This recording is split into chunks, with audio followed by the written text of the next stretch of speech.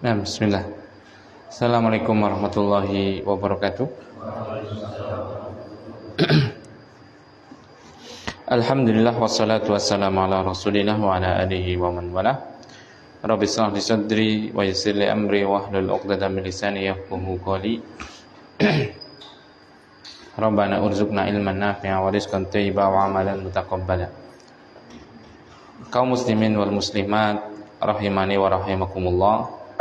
Alhamdulillah, dengan memuji Allah Subhanahu wa taala pada malam hari ini jazakallahu khair, kita bisa kembali mempelajari dari agama kita, yang mana agama kita yaitu Islam adalah jalan yang mengantarkan kita kepada kebahagiaan di dua dunia, yaitu dunia yang kita tapaki ini dan dunia akhirat kelak.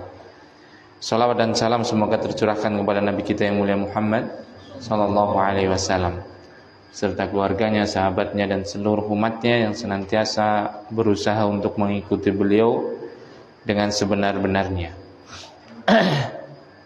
Kita masih melanjutkan pelajaran kita, yaitu tentang kitab apa? Min kalami Sayyidil Mursalin, yang ditulis oleh Yahya ibn Syaraf, atau lebih dikenal dengan Imam An-Nawawi rahimahullah ta'ala. Dan kita sampai ke hadis yang berapa kemarin? Yang ke-6. Kemarin baru dibaca sedikit ya. Bismillah. Nah, kita lanjutkan membacanya. Qala al-mu'allifu rahimahullah ta'ala, berkata al-mu'allif rahimahullah ta'ala. Jadi termasuk adab tatkala kita membaca sebuah buku atau karya tulis ulama seperti itu, kita mendoakannya. Makanya kita berkata qala al-mu'allifu rahimahullah ta'ala, berkata penulis rahimahullah ta'ala. Rahimah itu artinya merahmati. Semoga Allah merahmati dia, seperti itu. Masya Allah, itu Islam itu seperti itu, begitu mulia, memperhatikan adab-adab sampai yang sekecil itu. Terkadang kita lupa. Mas Suhail, pintunya tutup. Terkadang kita lupa mendoakan kepada penulis seperti itu, sehingga kita tidak mendapatkan keberkahan. Belajar orang mudeng-mudeng, ya karena mungkin itu kita tidak beretika, kita tidak beradab seperti itu. Akhirnya ya kayak gitu, muspro, eman-eman. Kita mengalokasikan waktu dan yang lainnya, tapi kita tidak dapat ilmu dan juga keberkahannya. Salah satunya tadi, yaitu mungkin kita tidak beretika di dalam membaca. Nah, salah satu etika kita membaca adalah tadi, kita mengucapkan bismillah, kemudian mendoakan siapa? Penulis, seperti itu. Nah, qala al-mu'allif rahimahullah ta'ala, al-hadisus sadis, hadis yang ke-6. Wa an Abi Ishaq Sa'ad ibni Abi Waqqas Malik ibni Uhayb ibni Abdi Manaf ibni Zuhrah ibni Kilab ibni Murrah ibni Ka'ab ibni Lu'ay al-Qurashi az-Zuhri, dari sahabat yang mulia Abi Ishaq. Kunyahnya itu Abi Ishaq. Kunyah itu nama yang didahului dengan abun atau umun, bapak atau ibu. Jadi kalau Abu Ishaq berarti maksudnya bapak kayak Ishaq. Ummu Ishaq berarti ibune Ishaq, seperti itu. Ini termasuk sopan santun. Misalnya kita manggil kepada orang dengan namanya, ya nggak apa-apa sih kalau setingkat, seusia itu ya. Tapi akan lebih baik dengan kita memanggil tadi, misalnya ke Abu Uwais, kan namanya aslinya adalah Akh-Rahman. Nah, kita seusia misalnya, kita ngambil Rahman, ya nggak apa-apa seperti itu. Tapi akan lebih baik dengan tadi, Bapak kayak Uwais. Nah, cuma karena itu bahasa Arab, jadi Abu Uwais, seperti itu. Artinya bapak kayak Uwais. Jadi Abu itu bukan teroris ya, Jadi bukan yang depan-depannya abu itu teroris, itu bukan. Abu, berarti ciri teroris adalah yang depannya abu gitu lah. Subhanallah. Cuaca di situ belajar bahasa Arab. Abu itu tadi bapaknya gitu loh, seperti itu. Abu Uwais ya bapaknya Uwais, Abu Abdillah bapaknya Abdullah, seperti itu. Itu termasuk etika, termasuk apa? Etika, tata krama. Kok teroris, jauh sekali hubungannya itu kan, seperti itu. Nah, jadi ini dari sahabat, kunyahnya adalah Abu Ishaq, bapaknya Ishaq. Namanya adalah Sa'ad. Namanya adalah Sa'ad ibni Abi Waqqas. Bapaknya adalah Abi Waqqas Malik. Bapaknya itu namanya Malik, cuma kunyahnya Abi Waqqas. Nah, lebih terkenal dengan undangan kunyahnya. Jadi kadang kan orang ya lebih dikenal dengan tadi, kayak bapaknya Abdurrahman kayak bapak. Padahal jenengnya sama orang ngerti seperti itu. Kayak bapak Abdurrahman, tapi jenengnya sama siapa ya, kelalen lah ya, seperti itu. Nah sama ini kadang di sahabat juga gitu. Kadang ada yang lebih dikenal dengan namanya, kadang ada yang lebih dikenal dengan kunyahnya. Itu yang tadi, misalnya Abu Waqqas seperti itu, Abu Hurairah seperti itu. Kadang ada yang dikenal namanya Khalid bin Walid seperti itu. Nah, kadang ada yang dikenal dengan daerahnya. An-Nawawi, Imam An-Nawawi, itu kan bukan nama, bukan kunyah juga, tapi orang-orang lebih terkenalnya dengan apa? Nawawi. Itu kan bukan namanya dia, bukan nama bapaknya dia, bukan nama anaknya dia, gitu kan? Tapi nama apa? Nama daerah dia dilahirkan. Banyak. Imam Bukhari, itu bukan namanya, itu bukan bapaknya, itu bukan anaknya, bukan siapa-siapa itu, tapi adalah apa? Tempat kelahiran beliau di mana? Bukhara, di Uzbekistan, seperti itu. Nah, seperti itu. An Abi Ishaq Sa'ad ibn Abi Waqqas ibni Uhaib ibni Abdi Manaf ibni Zuhrah ibni Kilab. Nah, di sini ketemu dengan nasabnya Rasulullah sallallahu alaihi wasallam. Itu Kilab ibni Murrah. Nah, di sini, masya Allah.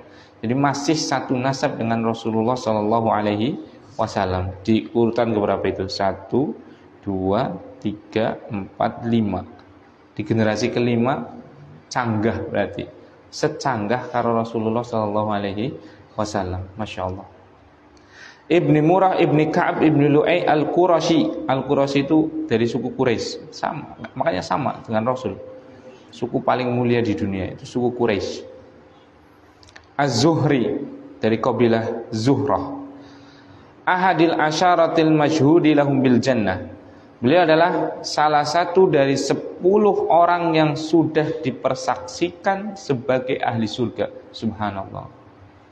Jadi dalam sebuah hadis itu Rasulullah SAW bersabda itu, Abu Bakar fil jannah, Umar fil jannah, Ali fil jannah, Utsman fil jannah. Salah satunya adalah Sa'ad ibni Abi Waqqas fil jannah, Ubaidillah bin Jarrah fil jannah, seperti itu. Nah, masya Allah, hidup masih kakinya menapakkan di bumi, tapi sudah dijamin dia menjadi penduduk apa? Surga. Subhanallah. Subhanallah. Luar biasa itu kan. Coba, ya Allah ya Rabbi, itu ya, sudah di stempel loh, masih hidup stempel sebagai ahli surga. Coba, orang sekarang nggak mungkin ada. Jangankan di stempel sebagai ahli surga, bene dadi pak apalah gitu misalnya, pak kades apa pak kecamatan apa pak camat apa pak gubernur aja gembelengannya orang umum gitu kan, seperti itu. Ini baru di stempel sebagai misalnya tadi seorang pemimpin apa seperti. Ini stempel sebagai ahli surga. Subhanallah. Tapi amalannya luar biasa. Stempel loh, stempel dari Allah dan Rasulnya, coba. Masya Allah. Qala, beliau berkata, jadi Sa'ad bin Abi Waqqas ini bercerita, Ja'ani Rasulullah sallallahu alaihi wasallam ya'uduni ama hajjatil wada min waja'in ishtadda bi. Suatu saat Rasulullah SAW datang kepadaku untuk menjengukku. Jadi Rasulullah SAW datang kepada Sa'ad bin Waqqas untuk menjengukku pada tahun Haji Wada. Saat Rasulullah SAW berarti Haji Wada tahun 10 Hijriah. Min waja'in ishtadabi, karena sebab sakit yang sangat parah padaku. Jadi Rasulullah SAW itu haji 1 kali dalam seumur hidup, yaitu Haji Wada.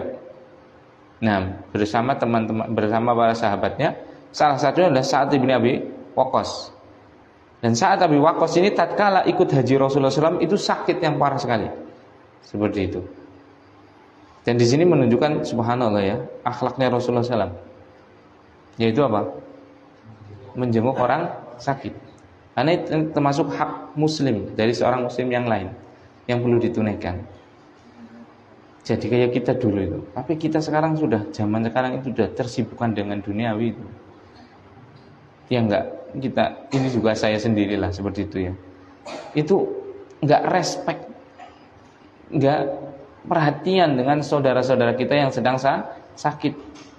Kadang enggak tahu sama sekali seperti itu. Kabarnya itu enggak tahu. Padahal ini adalah syariat. Syariat, dan itu termasuk haknya seorang muslim. Hakul muslim ala muslim sit. Dalam surah disebutkan hak seorang muslim dari muslim yang lain ada 6. Salah satunya adalah menjenguknya tatkala sakit. Seperti itu.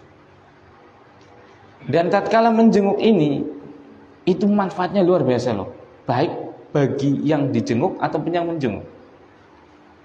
Yang menjenguk misalnya, manfaat untuk yang menjenguk.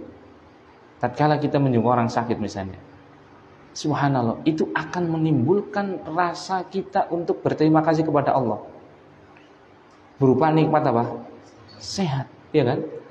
Coba kalau kita lihat orang misalnya dia lagi di rumah sakit, menderita sakit sampai harus diinfus, sampai harus opname, sampai mau ke kamar mandi aja susah seperti itu. Pasti itu dalam benak kita pasti akan kerasa sekali kita memiliki nikmat, yaitu nikmat apa? Sehat. Iya kan? Karena ada dua nikmat, yaitu nikmat sehat dan nikmat waktu luang yang kebanyakan orang itu enggak sadar kecuali telah ditimpakan lawannya. Kata Rasulullah SAW, nikmatani, ada 2 nikmat, marhubun fihi makatsirun minan nas. Yang banyak orang itu terlena dalam 2 nikmat tadi, lupa dia enggak mensyukurinya. As-sihhatu wal faragh, yaitu nikmat sehat dan nikmat apa? Waktu luang. Dia akan merasakan nikmatnya sehat tatkala dia sakit. Coba berapa banyak dari kaum muslimin atau dari kita sendirilah sering banget ngeluh, ya Allah, urip kok kayak gitu terus, langkah kemajuannya, bendinamu mah tagih hutang dan yang lainnya seperti itu. Padahal dia punya nikmat yang sangat luar biasa, yaitu nikmat apa? Kesehatan. Madang, segatok, karo gesek, seperti itu misalnya. Padahal apa? Dia begitu bisa menikmati sekedar nasi dan gesek, ya tidak? Berapa banyak orang yang lebih sengsara jenengan nggak bisa makan sate. Anak sih bos sate apa ya? Bapaknya bang kan bos sate misalnya ya, seperti itu ya. Jenengan nggak bisa makan sate karena nggak punya uang, misal. Itu tidak akan lebih sakit penderitanya dibanding orang yang punya uang tapi nggak bisa menikmati sate. Yaitu tatkala kapan? Sakit. Iya kan? Orang ada duit, orang yang nyate, mesti ngobat haji nyate. Iya kan? Tapi sing ora kena mangan sate, walaupun duitnya ngumpruk, sumbukan, ya orang bisa mangan sate, orang boleh mangan sate, jajal. Kepriwe sengsarane jajal. Iya kan? Pengen mangan kolesterolnya langsung dhuwur mendedek gitu jajal. Sengsara banget loh. Tapi orang yang nggak punya misalnya, tapi dia masih dikasih sehat, walaupun nggak bisa makan sate, suatu saat dia bisa makan sate. Ya pas badahan gue lah, minimalnya badahan setahun bisa lah. Tapi kan masih bisa. Dan tidak terlalu tersiksa. Kenapa? Ya maklum lah nggak duit. Ya kan? Bayangkan, duit gari jikot, gari gesek, gari apapun. Pengen mangan sate, kolesterolnya jere munggah. Pengen mangan linjo, jere apa nih? Asam urate jere munggah. Pengen mangan kie lagi, pengen mangan kie. Subhanallah, betapa tersiksanya, iya tidak? Anak duitnya loh, tapi orang bisa mangan. Nek langka duit orang bisa mangan, sih bisa lah. Saya bilang kurung-kurung di duit, emang kolak menawan rezeki. Itu masih mending. Nah, berapa banyak kita itu dikasih kesehatan, tapi kadang kita melupakannya, iya kan? Waktu luang, duwe pahalan kepenak, mangkat jam itu badi jam 4 misal. Isi bisa ngaji bar maghrib, isi bisa nggo sembahyang jamaah. Ora demanfaatna, akhirnya sempitna waktune. Kudu kerja nang bose kudu lembur. Sekarang jam 7 kudu jam 10 wengi. Akhirnya kesel wong ini, wis gari turu tok. Bene ngrasakna ya Allah, urip kok kaya temen ya. Jan sengsara temen arep turu be dagar-dagar terus ngantuk banget. Jam lembur, iya. Kenapa? Pas lagi luang itu apa? Tidak dimanfaatkan. Apalagi kalau yang sudah punya income pasif atau pasif income, pendapatan yang dia nggak usah kerja, karena punya aset-aset yang asetnya bekerja. Kata Bu Sri Mulyani, apa perbedaan orang Indonesia dengan orang Amerika? Orang Amerika itu yang kerja sibuk sekali, ada asetnya. Jadi tidak dibiarkan dia punya aset kecuali asetnya harus produktif. Kalau kita kebalikannya, aset yang nganggur, wonge jungkir balik tanah mamrah tapi ora dimanfaatne lho, ora ditanduri, ora di rumah, ora ada apa gitu. Akhirnya dhewek sing kerja terus. Coba tanah nganggur disewakna kek. Nganggur diparokna kek. Kan bisa produktif seperti itu kan. Orang Amerika enggak. Orang Amerika itu orangnya yang enggak terlalu sibuk kerja, jere sih. Sedikit jere kayak ya. Jadi Bu Menteri Keuangan. Tapi asetnya luar biasa. Tidak ada space, tidak ada ruangan yang tidak dimanfaatkan. Semua dimanfaatkan. Nah, jadi begini. Ini pertama, manfaat tatkala kita menjenguk kepada orang sakit, manfaat bagi yang penjenguk itu apa? Mengingatkan akan nikmat Allah yang sangat besar, yaitu apa? Nikmat sehat. Yang kedua, manfaat bagi yang dijenguk. Ini akan apa? Menimbulkan rasa kegembiraan, rasa kebahagiaan. Karena ada yang memperhatikan seperti itu. Dan salah satu obat yang sangat menyembuhkan adalah gembira. Sebagaimana penyakit yang sangat berbahaya adalah banyaknya pikiran. Jadi sumber penyakit itu dua. Sama-sama yang pertama yang masuk kepada mulut, yang kedua yang masuk kepada pikiran. Itu sumber yang paling berbahaya. Makanya semakin sedikit yang masuk kepada mulut kita, semakin sehat badan kita. Sebagaimana semakin sedikit apa yang masuk dalam otak kita, maka akan semakin sedikit yang kita merasa sakit. Coba sih, kenapa orang sekarang subhanallah ya Allah ya Rabbi itu sampai fitness, sampai apapun coba. Kenapa coba? Karena makan kebanyakan. Ya tidak?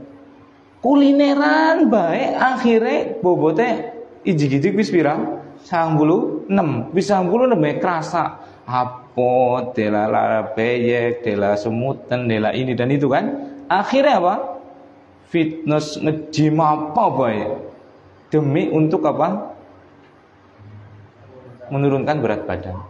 Iya kan? Coba mangane secukupnya baik coba. Nek mangan secukupnya jabe kan akhirnya mangan secukupnya baik berarti orang entong duit nggo mangan. Orang entong waktu nggo ngelet panganan. Orang buang duit nggo nge-gym. Orang entong waktu nggo nge-gym, iya kan? Apa maning mangane sing cukup karo apa? Liyane nggo ngibadah, nggo kerja, nggo apa? Seperti itu. Nah, sekarang karena tadi terlalu banyak yang dimakan, Esuk-esuk bubur ayam. Jam 09.00 mendoan. Mau jam 12 mie ayam. Jam 2:30 bakso. Sore sate ayam. Subhanallah, wengi-wengi nge-gym. Subhanallah. Lah terus kapan ibadahnya? Seperti itu. Dan berapa penyakit yang ditumpuk karena sebab itu? Yaitu apa? Makanan. Karena berlebihan. Makanya dalam syariat kita itu makan boleh, minum boleh, tapi apa? Wala tusrifu. Kulu washrobu wala tusrifu. Makan boleh, minum boleh, aja kakean. Seperti itu. Secukupnya baik. Seperti itu. Kulineran endi sing ora do ambo. Ana bakso gemblung, tuku bakso gemblung, bakso mercon, tuku bakso mercon, bakso paijo, bakso sanga-sanga. Lah apa bae lah iki lho. Dijajali kabeh, subhanallah. Ya penyakit kabeh, kakean masalahnya. Berlebihan. Kolesterol apapun itu kan karena kelebihan, bukan karena tadi. Nah, begitu juga apa yang masuk ke dalam pikiran kita. Makanya masukkan dalam pikiran kita itu cuma Allah saja. Yang lainnya jangan dimasukkan. Terus dapat kena neng jaba bae aja ngasih mlebu. Apa maksudnya? Masalah-masalah dunia itu jangan dimasukkan ke hati kita. Kalau dimasukkan kesel, kebek atine, kagen pikiran akhirnya mumet. Dua mobil, ya alhamdulillah cekel bae nang tangan, kena ada cekel. Oleh dua dunia, tapi aja dalam waktu nang ati. Lembok nang ati mengko sumpek. Dia jal, angger atine, ati itu sebenarnya ati ke jantung maksudnya. Jantung kan sebenarnya dus leboni aja mobil, leboni sawah, dileboni blumbang, dileboni toko, dileboni kandang wedhus. Ya, Bang Rasid tempat itu wedhus kandang wedhus dibuang malah ke bangun kene. Seperti itu. Yes, ya ati semene lho, jantung semene dileboni dunyake banget ya pleng-plengan. Udu lagi ngajana wong kon ora duwe dunya udu. Tapi apa? Dunia apapun itu ngepol-pol-pole itu cekel aja dilebok nang ati, aja dadi pikiran. Ya wis dunia dicekel bae. Tapi aja dilebok nang ngati. Duwe ya alhamdulillah, ora duwe kepengin yang jaluk. Golek seperti itu. Aja ngasih apa? Dipikir bae aduh nyong jen kondangan ora karo gelang jeneng tanggane isin. Ora demas, ora apa. Motore ya blok-blok kayak isin banget ya priwe gitu. Loh. Aja terpikir. Kepengen sing apik jaluk karo Gusti kalau Allah Subhanahu wa taala dari usaha seperti itu. Nek dipikir wis duwe dipikir maning. Dilebok nang ati. Mobile lecet sedidik wah wis. Pusing orang seperti itu. Apalagi yang hilang apa priwe. Ya wis pokoke aja dilebokna. Oleh dunia tapi aja ngasih dilebokna nang ati. Itu sebab orang sakit. Ngono sih dicek. Pangkal dari sakit itu adalah jantung. Jantung itu al-qalb itu adalah jantung sebenarnya bukan hati. Itu kalau nggak sehat itu sudah. Dia jadi jantung kan berdebar-debar, selalu berdebar-debar karena dia memompa darah. Ya. Apa sebab? Salah satu sebab jantung itu semakin berdebar apa? Tetagihi utang. Iya mbok. Aduh, ana sih ye kan sing nagih utang, burung ana sing go setor. Itu jelas ge. Yakin mesti pleng-plengane pol. Kenapa utang? Jajal takon, kenapa utang? Utang nggo tuku beras, apa utang nggo kemewahan? Karena anggar nggo tuku beras tak kayaknya langka lah sing utang ngasih nggo tuku beras iki lah. Apa ning tanda tangan nang BRI apa nang apa? Apa ngapa sih, Pak? Nggo tuku beras madang kayak langka. Kabeh-kabeh wis madang ta cukup zaman semene. Mesti anak apa sing karena hawa nafsu gue. Ngetuti apa? Hawa nafsu. Akhire dia gue mbok pas jatuh tempone urung duwe duit aduh mesti jantungnya blak-duk turu ora kepena ora turu Bukan sing gedor-gedor rumah gitu kan. Subhanallah kan. Orang kepenak gue. Karena ngetuti hawa nafsu gue, ngetuti dunia gue. Dunia dilebok nang ati gue akhirnya gue. Orang kepenak dewek. Urung tayang ya aja tuku. Yang dongan jaluk terus berusaha. Insya Allah tuh anggar bener-bener kita jaluknya yakin, mantep. Masalahnya hurungan wis dipaksa-paksa ngikuti hawa nafsu, akhirnya ya kayak gue. Subhanallah, ora kepenak uripe gue. Oleh ngeliat dunia, oleh numpuk dunia, oleh akeh dunia bahkan baik, tapi nang tangan aja dilebokna nang ati. Sing dilebokna ati gue cuma ikhlas karena Allah, cuma Allah baik. Ridhone Allah sing golek seperti itu. Nah, jadi itu manfaat daripada kita menjenguk orang sakit bagi yang sakit itu tadi menumbuhkan semangat untuk sembuh. Dan kalau sakit itu kita menyebutkan kepada mereka itu untuk banyak tobat. Tapi aja ngomong tobat ya, kamu ku singgal mati. Aja kayak gue. Mau tambah langsung mati kelepek-kelepek gitu ya. Ya dengan menyebutkan kisah gitu loh. Maksudnya pentingnya tobat dan yang lain itu. Aja mbok krikat wis ilah kita abot kita gitu. Langkah padane kita. Tobat lah wis garis ditok tobat wis tobat. Ya kayak gini langsung apa? Singa imbriang gue. Langsung ngedrop kan.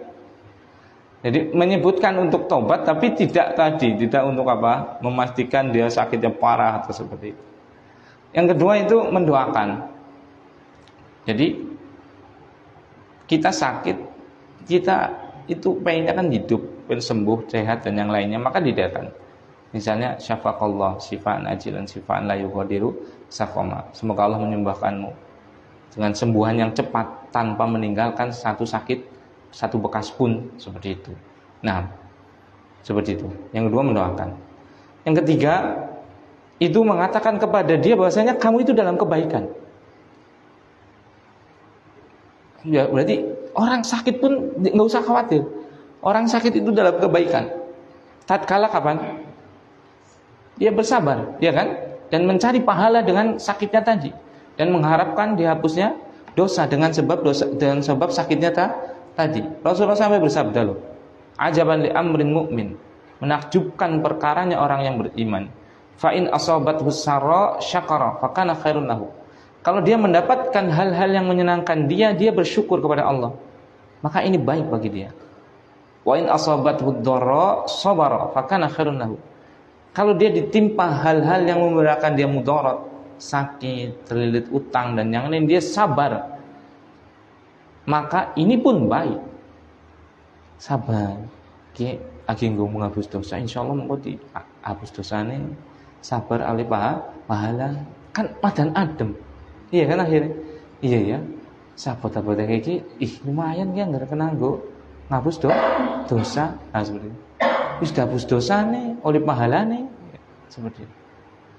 Berarti yang lara bae ya kon dosane luwih akeh nih. Ya bukan gitu. Sehat juga kita bisa mencari apa? Pahala dengan beribadah, dengan beristighfar. Sakit juga bisa dengan kita sabar tadi. Subhanallah. Itu kan orang Islam itu kayak gitu. Orang yang beriman itu tidak ada kehidupannya kecuali baik. Kan orang kan cuma dua kemungkinan kan. Kalau nggak sakit adalah sehat, ya kan? Di sakit dia bisa baik, di sehat dia juga bisa baik. Kalau nggak kaya berarti miskin. Miskin bisa baik kalau dia bersabar, kaya juga bisa baik kalau dia bersyukur. Subhanallah, nggak ada itu perkara orang beriman itu buruk, nggak ada. Kalau dia melihatnya dengan kacamata keimanan dia. Misalnya tadi kita sakit, ini contohnya lagi sakit. Maka kita lihat, oh iya ya, ada hikmah. Terangkatnya dosa, terdapatnya pahala seperti itu. Semuanya baik gitu.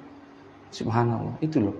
Karena tadi sakit, sehat, kaya, miskin, cantik, buruk, semuanya itu adalah ketetapan Allah yang pasti akan menimpa hambanya. Itu pasti itu. Nggak mungkin ada hamba yang bisa keluar dari ini kalau Allah sudah menghendakinya, gitu kan? Tapi Allah kan tidak mungkin dolim kepada hambanya, ya kan? Jadi dalam keadaan apapun sebenarnya hamba itu bisa dalam keadaan baik. Sakit baik, miskin baik, kaya baik, sehat baik, luang baik, sempit baik, semuanya bisa baik kalau dia melihatnya dengan kacamata keimanan. Masalahnya keimanan orang berbeda-beda seperti itu. Bahkan yang lebih sering dilihat adalah dengan mata kita, mata kepala kita aja, sehingga bisa semuanya jadi buruk malah. Karena kita melihatnya dengan mata kepala kita, bukan mata iman. Lara seperti itu, ya Allah, subhanallah, aku salah apa? Pengrasaannya nyong sholat timbang waktu itu ditinggal. Ya bojone nyong ya untuk aurat, nyong ora tuh goror apa kok nyong duji sakit iki. Padahal lara apa sih? Untune nyong lara. Subhanallah, lara untuk dok wis ngrusul kayak kuwe. Seperti itu.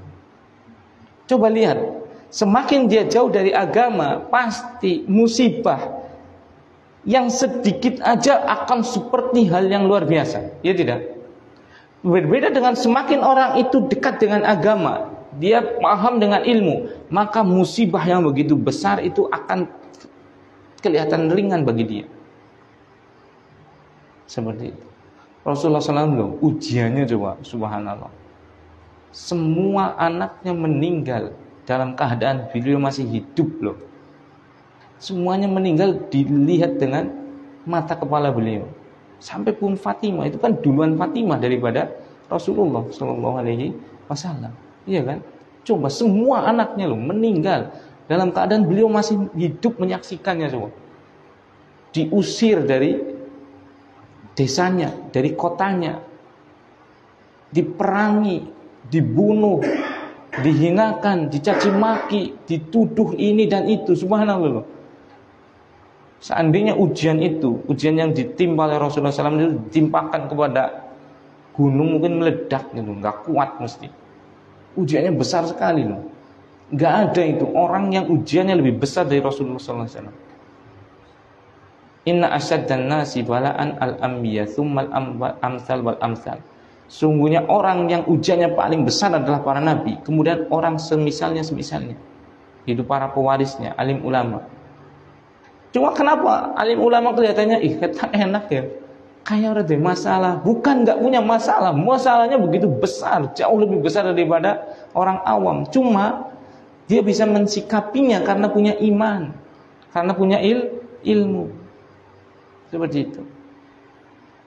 Nah, itu manfaat bagi yang dijenguk. Dan selalu adabnya tadi, itu untuk mengingatkan untuk tobat, mendoakan, terus tadi yaitu apa? Mengatakan bahwasanya dia dalam keadaan baik, tatkala dia bersabar. Terus kalau sakitnya parah, diingatkan untuk wasiat. Tapi ya jangan tadi aja tok melong ya, cara wong gumularane kayak wong dharma kayak tok melong. Kayak kali nunggu tok Kang. Bung esuk apa ngemben kita ya. Wasiat aning keluarga. Ya jaganya gue tok melong banget ya. Ya tahu lagi sakit, sampai pun sakitnya lagi parah seperti itu, ya jangan seperti itu. Coba setelah lara-lara kayak gue ngomongnya gitu, kita rikat aja selangkah harapan nulis wasiat lah gue keluarganya pribadi. Ya wis klojot iki langsung seperti itu. Ya dengan hal yang bagus. Seperti itu. Nah seperti itu. Jadi Rasulullah SAW itu memiliki akhlak yang sangat baik sampai-sampai beliau itu menjenguk sahabat-sahabatnya yang sedang sakit, dan faedah sakit tadi, menjenguk orang sakit tadi. Fakultu, kemudian yaitu Sa'ad bin Abi Waqqas ini berkata, ya Rasulullah, inni qad balagha bi minal waja'i ma tara. Sungguh sampai kepadaku berupa sakit sebagaimana yang engkau lihat. Wa ana dumalin, dan aku itu orang yang punya harta banyak. Coba lihat, sahabat itu bukan orang miskin, orang kaya raya ini, Sa'ad bin Abi Waqqas. Tapi ingat, kekayaannya tidak pernah masuk ke dalam apa? Hatinya. Ada di tangan itu, kaya, tapi nggak masuk ke hati. Nah, la wala yarithuni illa ibnatun li. Tidak ada yang mewarisiku kecuali satu putriku saja. Dia cuma punya satu anak, yaitu perempuan. Afa atasaddaqu bi thulutsai mali? Apa aku bersedekah dengan 2/3 hartaku? Qala la. Enggak boleh. Qultu fasyatru ya Rasulullah. Kalau gitu separohnya ya Rasulullah. Qala la, kata Rasulullah, enggak usah, kebanyakan masih. Qultu fasulus ya Rasulullah. Kalau gitu 1/3 ya Rasulullah. Qala as-sulus was-sulus katsir. Wa fi riwayatin kabir. Ya enggak apa-apa kalau 1/3, itu pun sudah banyak banget. Nah, jadi tatkala Rasulullah SAW menjenguk Sa'ad bin Abi Waqqas, dan Sa'ad bin Waqqas itu dalam keadaan yang sakit yang sangat parah, yang dikhawatirkan akan menjadi sebab meninggalnya dia, maka Sa'ad bin Abi Waqqas di sini bertanya, ya kan? Bertanya kepada Rasulullah dengan harta yang ia miliki. Jadi ini perlunya kita apa? Musyawarah pada ahlinya.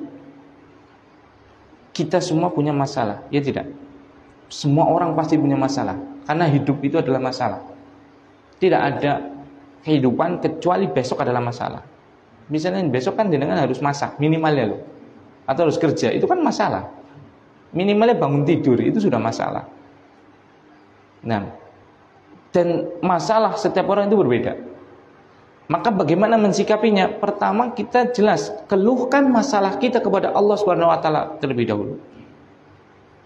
Jangan kita mengeluhkan masalah kita kepada makhluk sebelum kita mengeluhkan masalah kita kepada Allah Subhanahu wa taala. Itu sudah ibadah itu.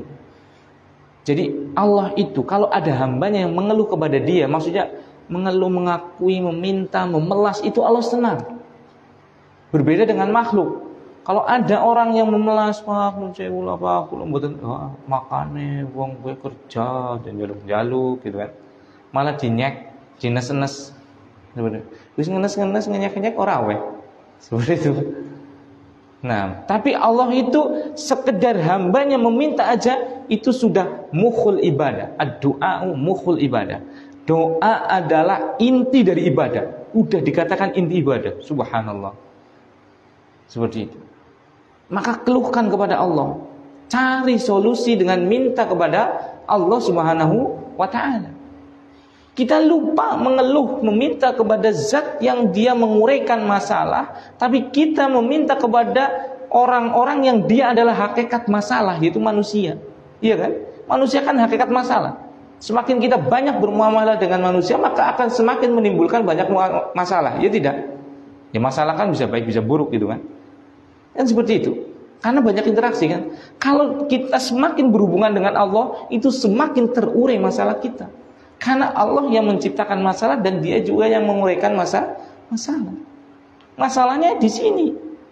Kita nggak pernah mengeluh kepada Allah Subhanahu wa taala, tapi kita banyaknya mengeluh kepada makhluk, sehingga masalah kita terbuka lebar, aib kita diketahui orang, selesai tidak. Ya tidak. Jebule, nah gue mau kae wong kaya jebule kaya kae yo. Subhanallah. Iya kan? Rampung masalah orang, masalahnya tadi tersebar luas seperti itu kan. Nah, boleh enggak kita mengeluh kepada orang, bermusyawarah kepada orang? Boleh tidak? Boleh dengan 2 syarat. Jadi kalau kita punya masalah, pertama itu harus keluhkan kepada siapa? Allah Subhanahu wa taala. Kedua, boleh kepada orang, tapi orang ini harus punya 2 syarat. Syarat yang pertama adalah dia qawi, dia punya kemampuan untuk memberikan solusi masalah tadi. Misal, kita tidak tahu cara umroh yang benar, maka jenengan datang keluhkan masalah jenengan dengan siapa? Ustadz, ahli ilmu, ya kan? Dia akan menerangkan. Kita tidak tahu cara beternak kambing yang benar. Jenengan datang ke saya, salah kaprah, nggak kurang ngerti, kan seperti itu kan? Ya, aku ada sih ngerti, coba paklihin, gitu misalnya kan, seperti itu kan?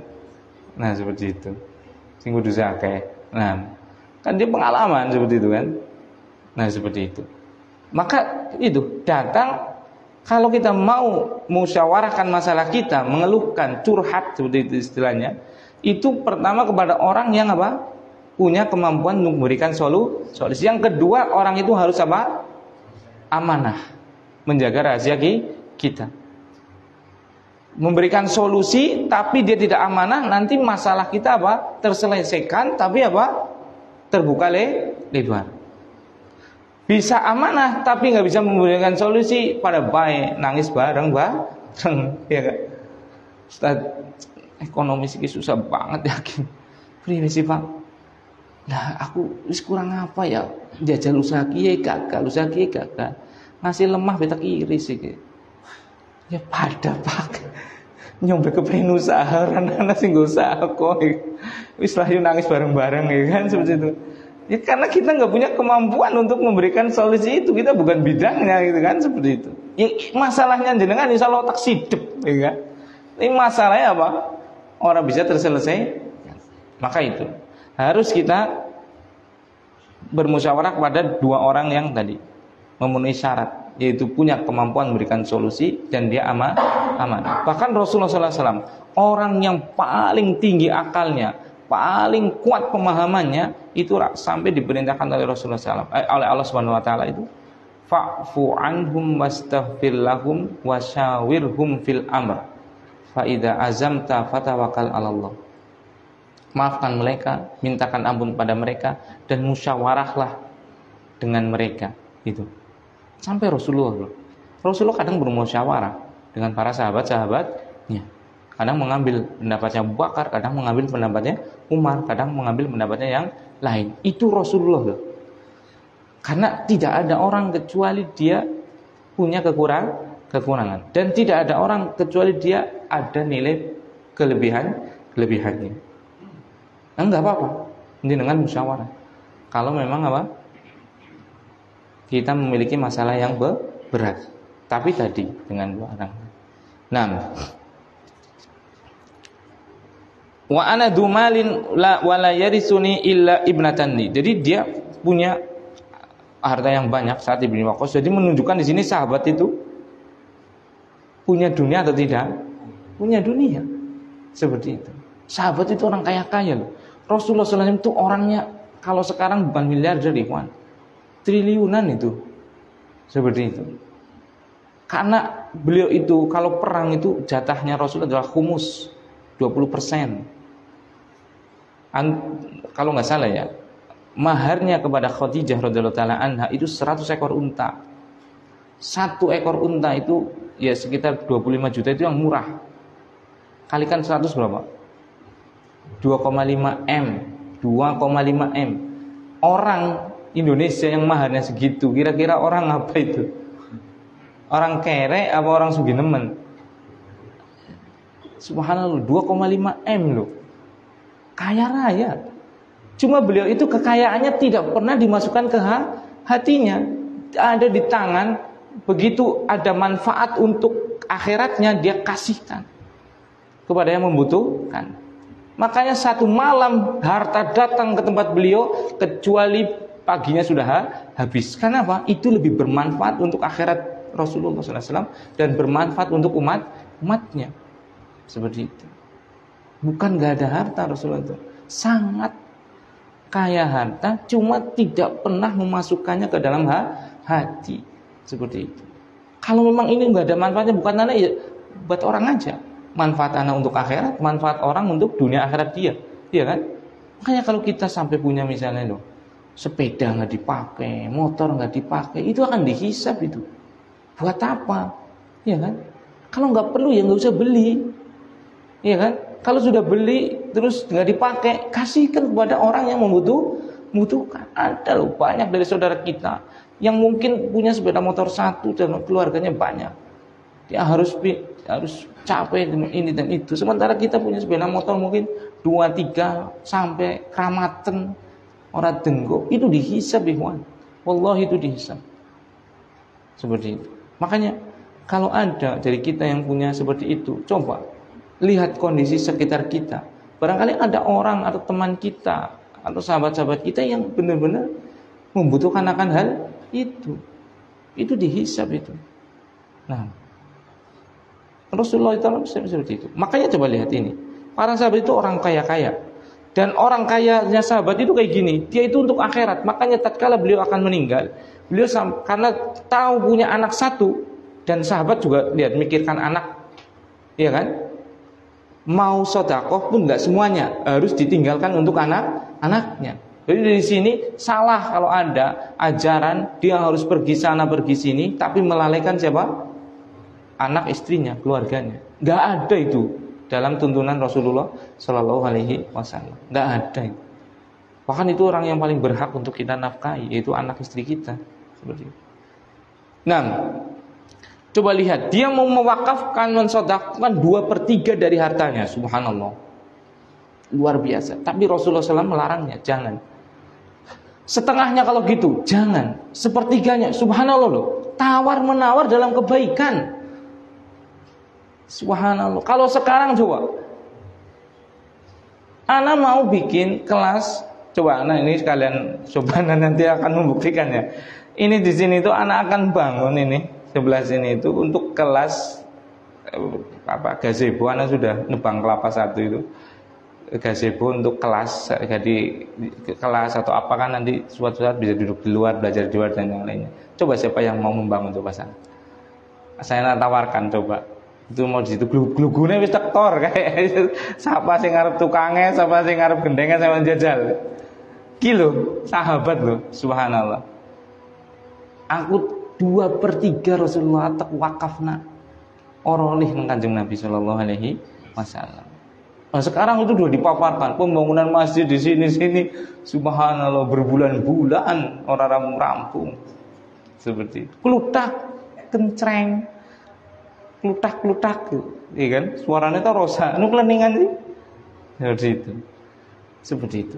Beda banget kita dengan para sahabat Rasulullah Sallallahu Alaihi Wasallam. Seperti itu. Nah di sini juga kita melihat bahwasanya pentingnya kita meninggalkan harta untuk anak-anak kita. Jangan sampai kita terlalu sibuk dengan apa? Dakwah, dengan belajar, dengan apapun, akhirnya kita melupakan apa? Kewajiban untuk memberikan nafkah apa? Keluarga kita. Seperti itu. Ngaji, tapi nafkah harus kita perhatikan. Mulang, tapi kudu kerja. Diperhatikan anak istri kita makan. Tidak bisa anak istri kita itu makan dedek, itu nggak bisa. Harus makan nasi. Seperti itu. Ya karena manusia makanya nasi. Ini dedek nggak ayam. Seperti itu. Nah, innaka intadar warasataka aghniya khairun min antadarahum alatan. Kata Rasul, yatakaffafunan nas. Sesungguhnya kalau engkau meninggalkan keluargamu dalam keadaan yang kaya, kecukupan, itu lebih baik daripada engkau meninggalkan keluargamu dalam keadaan mereka miskin, meminta-minta kepada manusia. Subhanallah. Berarti ada motivasi enggak untuk mengumpulkan dunia? Ada. Buktinya apa? Yang meninggalkan keluarganya, maksudnya mati, dan dia dalam keadaan kaya sehingga memberikan warisan yang banyak. Kata Rasulullah SAW apa? Khairun, itu lebih baik daripada yang meninggalkan keluarganya mati tapi dalam keadaan miskin sehingga minta-minta kepada manusia. Iya kan? Berarti dari sini kan ada hal tersirat perlunya kita mencari dunia. Perlu kita menjadi orang kaya. Bahkan dikatakan khairun, lebih baik. Seperti itu kan? Seperti itu. Jadi pelajari Islam itu dengan baik loh. Karena ada dua kutub yang berseberangan. Satu berlebihan dengan dunia, satu meninggalkan dunia sampai ditinggalkan seperti itu loh. Pakaian compang-camping, zuhud seperti itu. Ya kita nggak mempermasalahkan kalau dia tidak mendolimi hak-hak yang ada pada kewajiban dia, ya kan? Misalnya dia punya istri, punya anak, dengannya dia melalaikan kewajiban apa? Anak istrinya, ini kan zalim namanya kan? Kecuali dia nggak punya anak istri, mau kemana pun ya silahkan. Tinggal dia menunaikan apa? hak kewajiban dirinya, ya kan? Tapi kalau punya keluarga, punya apa, dia pergi ke sana kemari, akhirnya anak keluarganya terlantar seperti itu zalim itu. Itu bukan ajaran Islam seperti itu. Nah, jadi semua itu punya hak yang perlu ditunaikan. Nah, dari sini juga kita mengajarkan kepada kita tadi bahwasanya orang yang meninggalkan keluarganya dalam keadaan berkecukupan itu jauh lebih baik daripada orang yang meninggalkan keluarganya dalam keadaan miskin, minta-minta kepada manusia. Wallahi, ini itu bukan ana ya, ini tuh juga peninggalan. Jadi ini karena sebab ini dari Allah Subhanahu wa taala. Yang kita belajar di sini pakai ini, alhamdulillah karena berkahan kakek saya. Ada tanah, gitu kan. Akhirnya bisa buat bermanfaat seperti ini kan. Ini bukan anak sama sekali itu. Alhamdulillah kakek anak ada berlebih dalam hal tanah. Akhirnya bisa dipakai untuk sujud, untuk ngaji coba. Iya kan? Nah kalau kita punya kekayaan kan seperti itu.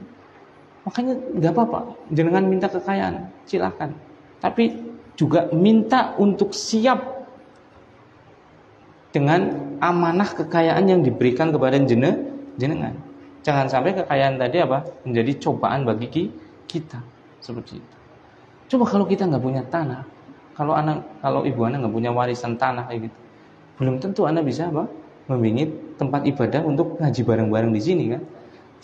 Ini kan keberkahan dari adanya harta, ya kan, seperti itu. Nah, azan dulu mungkin ya.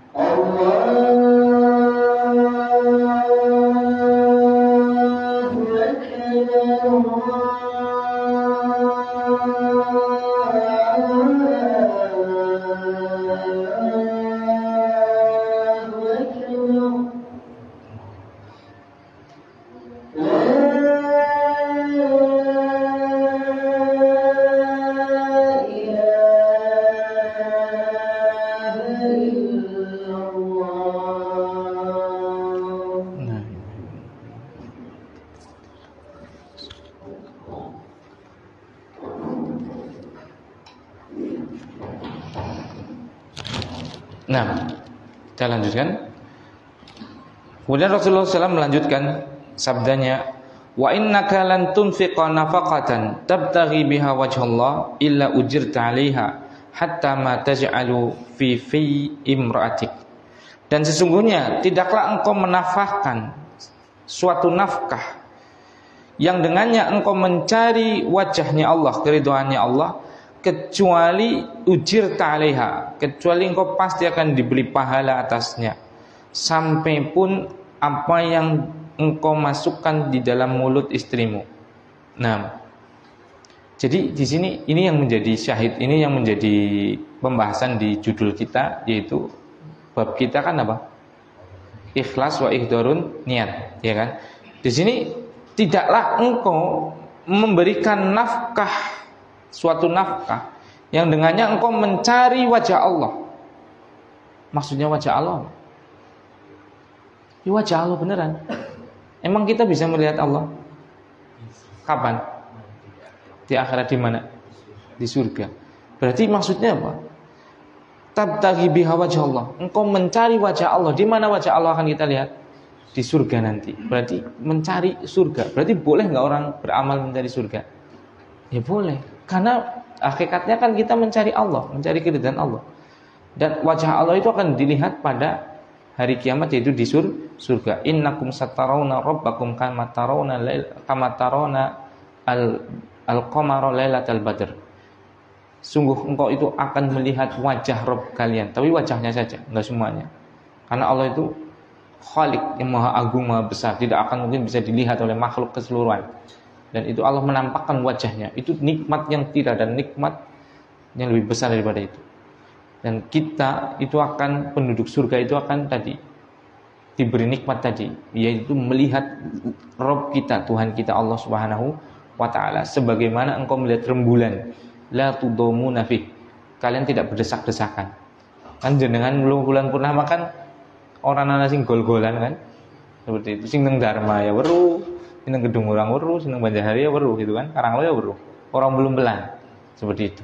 Semuanya melihat dengan tenang, dengan indah, dengan kebahagiaan, seperti itu. Nah, innaka lan tunfiqa nafaqatan tabtaghi biha wajha Allah. Tidaklah engkau menginfakkan, menafkahkan suatu nafkah yang dengannya engkau mencari wajah Allah, mencari keridhaan Allah, kecuali engkau pasti akan dibalas atasnya. Jadi ini kan perlunya apa? Niat nanti. Dalam setiap nafkah yang kita keluarkan, dalam setiap harta yang kita keluarkan, itu ingat, selalu hadirkan niat untuk apa? Mencari keridhaan Allah, mencari wajahnya Allah agar kita masuk surga kelak.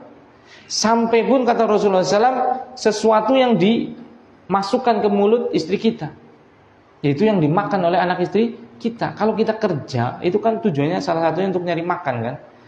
Nah itu usahakan selalu menghadirkan niat tadi. Kalau enggak, ya kita cuma dapat upah. Bahkan para ulama seperti Syekh Muhammad bin Shalih Al-Utsaimin, sampai pun untuk yang kita makan itu niatkan untuk mencari keridhaan Allah. Makanya kalau kita makan, kita nyari untuk keridhaan Allah, yakin itu kan nggak akan makan yang haram itu.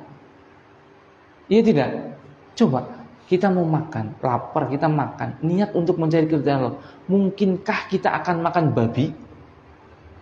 Tidak akan mungkin. Mungkinkah kita akan mencari uang untuk beli makanan tadi dengan yang diharamkan oleh Allah? Tidak mungkin, iya kan? Karena itu tidak diridhai Allah. Mungkinkah kita akan berlebihan dalam makan? Tatkala kita meniatkan tadi, tidak mungkin, iya kan? Tapi kalau kita nggak menghadirkan itu, mau lebih buta itu orang itu, nggak tahu dari harta mana dia dapat. Yang penting mangan, yang penting jalan, yang penting enak. Nggak tahu dia sebenarnya butuh atau nggak, ngikutin syahwat. Sekian kuliner enak banget nang Purwokerto. Apalah yang orang tua Purwokerto soalnya orang hati. Misalnya apalah seperti itu. Tuku seperti itu. Padahal orang butuh. Tuku karena jere enak banget, tuku sepisan misalnya porsi gede. Orang entong mubadir. Dosa maning. Tapi dia meniatkan karena Allah, pasti akan berpikir, kira-kira kalau saya beli dari uang haram ini ridho nggak Allah? Jawabannya pasti tidak. Akhirnya nggak mungkin mencari uang yang haram untuk dimakan. Kalau saya beli tapi saya tidak butuh, akhirnya mubadir, kira-kira Allah ridho tidak? Ya tidak mungkin. Innal mubadirin kanu ikhwanas syayatin. Sungguh orang yang mubadir itulah teman-temannya setan, bukan teman, saudaranya setan. Seperti itu. Nah, jadi seperti itu. Usahakan setiap nafkah yang kita keluarkan itu betul-betul untuk mencari apa? Keridhaan Allah Subhanahu wa taala. Semuanya. Nah itu masih belum selesai. Insyaallah kita lanjutkan di pertemuan berikutnya. Ada yang bertanya silakan.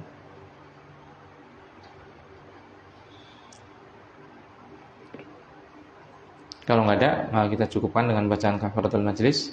Subhanakallahumma wa bihamdika asyhadu an la ilaha illa anta astaghfiruka wa atubu ilaik. Assalamualaikum warahmatullahi wabarakatuh.